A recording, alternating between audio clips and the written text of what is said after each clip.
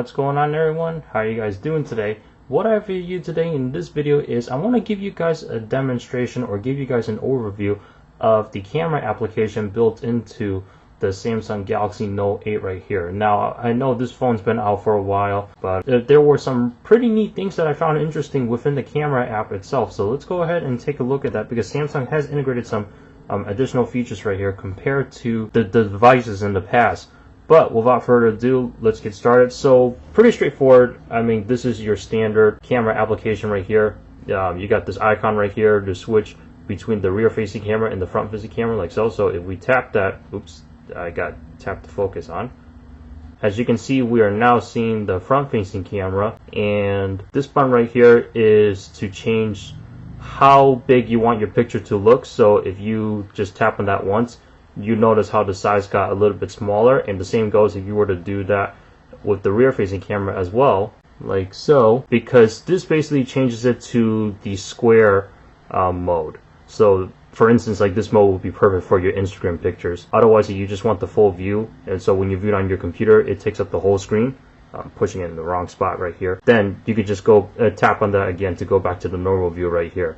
Of course, over here, this icon is to turn on your LED flash, set it on auto, or of course you can turn it off completely. I normally keep it on.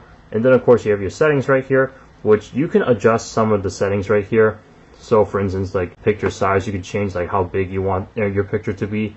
And video size, you can actually select the resolution, because you can record 4K video with this camera right here. And then of course you can downgrade it to like lower resolutions if need be. And then of course you have some additional settings over here as well. Of course, you can set like a timer if you were to do like family photos off of a tripod. Other than that, here's some additional settings right here. Then of course you can reset it all to factory defaults as well. Then of course you can tap anywhere for tap to focus. And also, if you notice right here, you do have a brightness slider right here. Let me turn off the flash right here. You do have like a brightness slider to control the brightness of your picture as well. The same doesn't go with video though, unfortunately. At least from my weeks of testing this device, I haven't seen anything like that just yet. But of course you can also zoom as well, and you can also zoom in using the slider right here. Or the shutter button becomes a slider once you press and hold on it. Alright, and then of course with the times button right there, if it'll show up. Normally there was a button that says, or an icon that says like X2, that just shows like the zooming feature, the zoom size. So as you can see, you can change it right there as well. And then of course you can hit Bixby Vision right here. And Bixby Vision, well, this is integrated with the Bixby software itself. Basically, you can use this to search for images or photos that were very similar to one of the pictures that you have. I haven't played around with this just yet because I haven't set up Bixby yet, although I will be looking into doing that in a couple of days just to see how it works. But for now, you do have the Bixby integration over here as well. Live focus. So this is basically where you can focus on a certain object, and when you're focusing on a certain object, you also have the ability to blur out the background. Now, unfortunately, this is not the best background right here, because we are very close to it, and then of course you guys are right here as well. So unfortunately, this wasn't the best setup right here. But basically, the way this works is that you basically approach an object and make sure that you're at least 4 feet away from it, and once it detects it, then you can set to like how much you want the background blurred out using this slider right here. And that's basically what the live focus feature was. Alright, so we'll go back from that, and if we hit stickers right here, this is basically where it requires a person's face. So we'll jump back to the front facing camera right here to show my face, and we'll go back to the full screen. And actually no, we'll do stickers so that way it's easier for you guys to see. So we'll do the stickers right here, and over here shows like my most recent stickers that I use, but you can tap on different ones right here. So we got a hat icon over here. Then of course you can select like going from glasses to hats, like so. And then of course you have this one right over here where you can select like types of animals to show up in the picture. This one right here doesn't require the face of a person, but this one basically just displays the wording within the picture itself. And then of course the settings, you can set to whichever one as your default, like so. And then of course you can edit it and then move it up and down, set it in like a specific order if you needed to. So let's say for example we got my face over here, and that's you guys in the background as well. How you doing? And let me pick a sticker right here. We'll do, going from the hat right here, so we'll do the shades.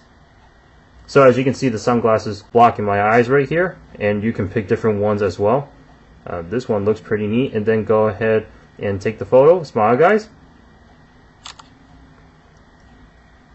Alright, and then of course you can view that photo later on. And we'll do another one right here.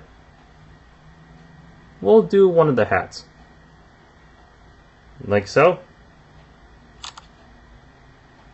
And then of course if you wanted to pick like one of these stickers right here just to laugh with someone, then of course you can hit one of these right there, like so, and then it gives you like a cool animation. Now if a face is not present, then it's going to disappear, as you can see just now.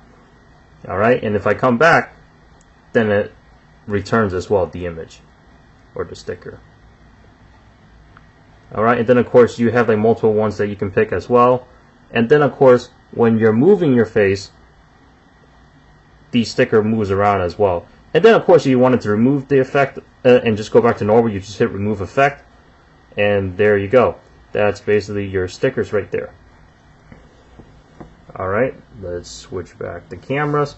And then of course you can swipe to the left to get additional options. Oops.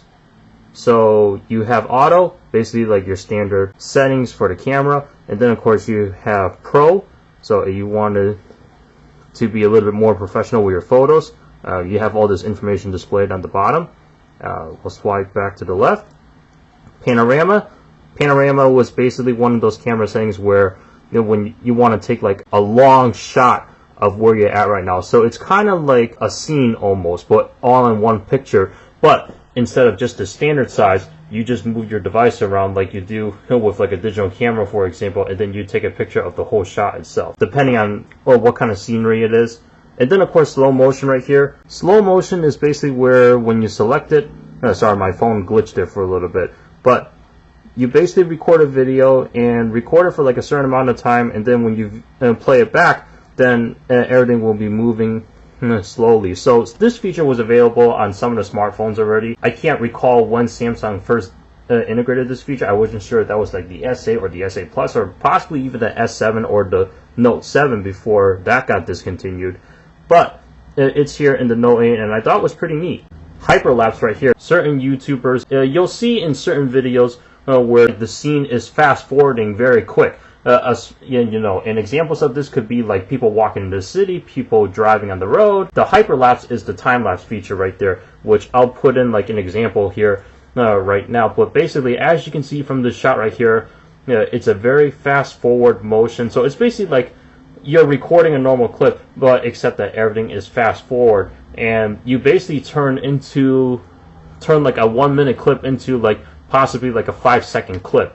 Almost. That's why, like, for when you want to use the time lapse, you want to record a little bit longer. Now it does suck down the battery life depending on how long you record it for. Like the last, or I would say the longest that I've recorded for a time lapse, it was like a 25-minute drive from one of my local Walmart stores all the way to another town, which was like about 25 minutes. And with that clip got shrunken down to like 1 minute and like some seconds. And so it was over a minute long, but it did suck down my battery quite a bit. However, the time-lapse files are very small. They're not in gigabytes. You know, and again, this also depends on like how much or how long you record the time-lapse. But so far, the files that I've used, they're less than a gig. Food, there's like a little circle right here that will show up. It's not showing up for me right now, probably because I'm not in the best environment. Obviously, I don't have food in the area right now, but when you do have food in the scenery, there's going to be a little circle, and you can use that to scan it as well for additional features as well. And then of course virtual shot, we'll do that one. And you basically have the phone face the object and then just go around it in a circular motion. So that's the left side. And then of course download, well, you get the idea. You can see your downloaded pics. Alright, now let me go back to auto right here, and let's actually swipe to the right. And when you swipe to the right, you have additional settings right here for the camera, so you can pick like what kind of background you want to use. So these are like special effects, and then of course you have your two different ones right here. If you tap on this one, here's another special effects section as well. This time right here is your recently used filters. That's what I meant to say, but the filters are your special effects as well. And then of course you have your settings right here, which the settings was basically to like drag and drop and then reorder it to however you like. That's pretty much it. And then you can hit done as well at the top right corner of the screen. Let me do that again because I was out of shot. I do apologize. But there's the done button right there. You just hit that and you're all set to go. And then of course you have the add button right here, so you can download new filters as well. So the camera system within the Galaxy Note 8 is very interesting. While testing it for the past few weeks right now, I will say it is a huge step up compared to what I use on the Note 4. But then again, the Note 4, I have to remember that it was an older device, outdated, but the camera system is very interesting in the Note 8 here. So if you're definitely looking into the Note 8 just for the camera alone, I'm sure that you won't be disappointed, and that this is going to be a great purchase for you. That's basically all I have for this video today. If you guys have any questions or concerns in regards to the camera system within the Note 8, feel free to drop a comment down below. Otherwise, please subscribe, rate, comment. Also check out the description below for my social media links, Twitter and Instagram. I'll see you guys in the next one. Take care, everybody.